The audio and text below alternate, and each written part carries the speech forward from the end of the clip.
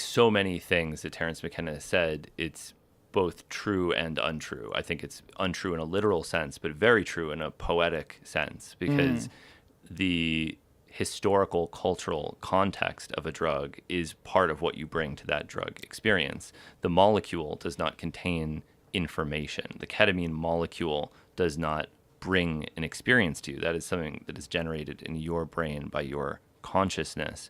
And so if you have a new substance that has no cultural associations, then maybe it was like that for him. So you don't have expectations. You don't have expectations. Right. That's a big part of it, isn't it?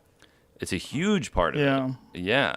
Yeah. I mean, I made a piece in the new season of my show about 5-MeO DMT containing toad venom. And there's a big controversy in the toad venom community, which, believe it or not, is a community. And they are purists. Are they friends with the opiophiles? Oh, definitely not. No, they don't like the opiophiles. So what does the venom community think? They think that this venom has some spiritual component derived from its association with the toad that makes it better than synthetic 5-MeO DMT. Now, I've analyzed several samples of toad venom, and before 5-MeO DMT was made illegal in the United States. And in terms of what you find if you inject it into a mass spectrometer, 5-MeO DMT is the only psychedelic that's present. In some samples, there might be trace quantities of another psychedelic called bufotenine, but it's a minuscule amount of a less potent molecule. So predominantly you have 5-MeO DMT, which is likely the strongest naturally occurring serotonergic psychedelic. And for conservation purposes, it's necessary that people stop milking toads because it's become too popular. Mike Tyson's talking about it all the time. It's like, it sounds ridiculous. Like Mike Tyson could have an effect on conservation, but if a celebrity says they like something, that can have a tangible effect on the environment. I know people who have toads for that very reason, because Mike Tyson talked about those toads. Now they have toads, and they milk these toads. Oh, yeah. I mean, me too. I talked with a billionaire who flew a private jet full of toads to Greece to create a private toad sanctuary.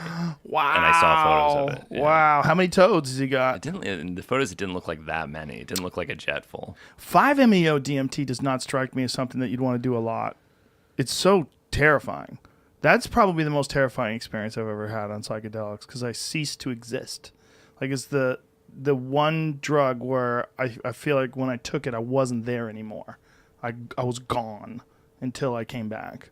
Like, I felt like I didn't have thoughts. I knew I was experiencing the 5-MeO DMT realm or whatever it was, but there was no context in terms of, I didn't realize I'm on my couch sitting at home. Like, I was gone.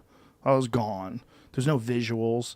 It was just this white, sort of pixelated, like grayish white, gone world, and it was terrifying because it felt like death. It was the one thing that felt the most like, oh my God, like now I'm not here anymore.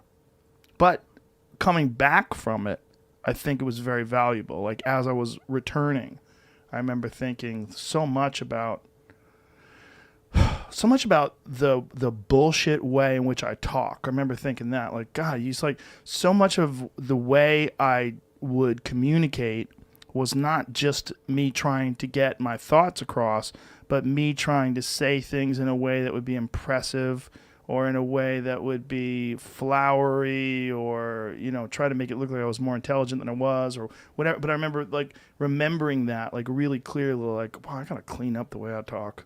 So I'm full of shit. Like, thinking that as I was trying to figure out how I was going to describe this experience, I was realizing as I was thinking, like, God, I got to figure out how to describe this. Like, boy, I talk like I'm full of shit. like, so there was value in that. But I did it a few times. I think I did it 3 times. But it was terrifying every time. Terrifying. Like, while you're gone, like while you slip away, remember just thinking like, whoa, this is not good. This is not good. Like you feel like, oh my God, I fucked up. Like I really died. I really stopped being here. And it also makes you think like maybe this is going to the light. Maybe this is what they talk about when they talk about going to the light when you die. Like maybe you're having this kind of experience because it's really disturbing, but then pretty peaceful when it's over. Like felt pretty good when I came back. But the concept of giving away all of my control of reality like that, for some reason, DMT doesn't scare me as much. It's a totally different drug. Yeah. Yeah. Experientially, chemically, it's, psilocin is closer to DMT than 5-MeO-DMT is. Mushrooms are closer, chemically speaking. Yeah. And yeah, I think that it defies description in a different way than other psychedelic experiences do. With something like DMT, it's difficult to describe because there is such an abundance of imagery and thoughts and associations that it's extremely difficult to communicate that to someone. With 5-MeO-DMT, there's nothing. And that's also difficult to communicate, that you white out and there's an absence of everything completely. Yeah. Do you find it terrifying?